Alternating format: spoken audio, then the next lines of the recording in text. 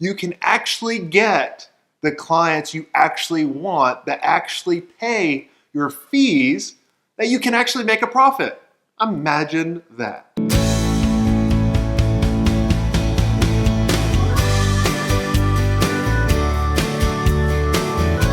So it's Tuesday, I don't have a lot of meetings, and I'm going to go for a run. I'm gonna run for 45 minutes, and then I am going to go biking with a buddy of mine to tear up the mountain. I'm in a big health kick. I turned 39 for the second time this week, and I realized that I'm not as fast as I used to be, but I still could be if I really wanted. And I'm packing on 20, 30 pounds I shouldn't even have. My whole goal is to really transition into a healthier me.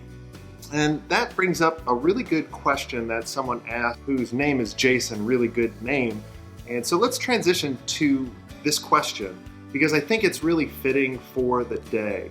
And it's all around transitioning. Jason asks, what is the transition like from a local agency to a bigger agency? What are the differences in your sales prospecting approach in different stages? So I think the biggest difference is how you start. Like a lot of you watching, including myself, I knew how to do something cool. Someone offered me money to do that, and that's how I got my start. So there was really no clarity of where I wanted to go. I just literally started getting paid for a particular thing I knew how to do.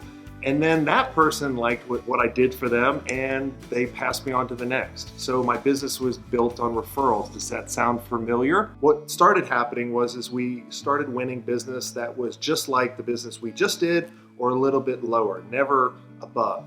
And then we got in this cycle that we were so busy, we couldn't spend time on transitioning to a bigger agency and doing the things that we needed in order to get to the bigger agency. We were just kind of transforming based on experience, but we weren't transitioning. And let me be really clear and maybe make up a Swenkism, like my team likes to call it.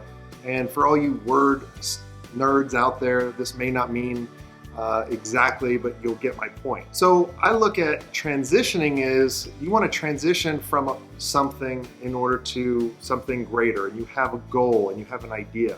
Transformation in my mind is just something that happens over time with experience.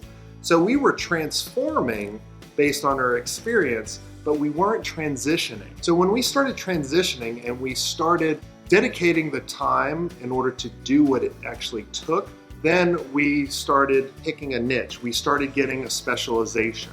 So now we had something unique to offer rather than just our geographic region. Because in the very beginning, we just won the local business because they could come to our office and wring our neck if they didn't like us. That was our competitive advantage.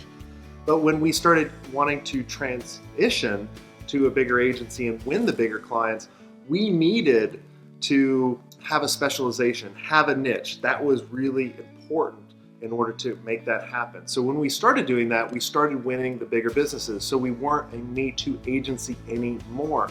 And when we started transitioning to the bigger agencies, our sales approach changed as well. So in the beginning, when we were winning the local business, what they wanted they wanted a full service for what in their mind. They wanted someone to be able to design their website and market it, brand it, logo and all that. But when we actually started transitioning to the bigger business, they wanted us to come in and do a specific thing for them first.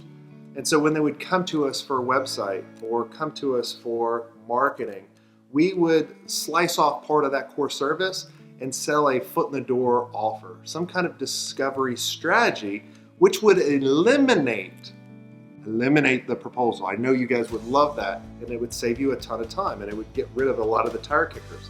So what we would do is we position to sell that discovery call, that discovery meeting, and send them to a page that explains that they could fill out and put in their credit card information and physically buy it. It would describe what we do, what's the outcome, what's the risk reversal, all that kind of stuff. It's basically like a sales page for something smaller, something sliced off. Now, when a client would do this, they're 20 times more likely to buy from you in the future. I like those odds.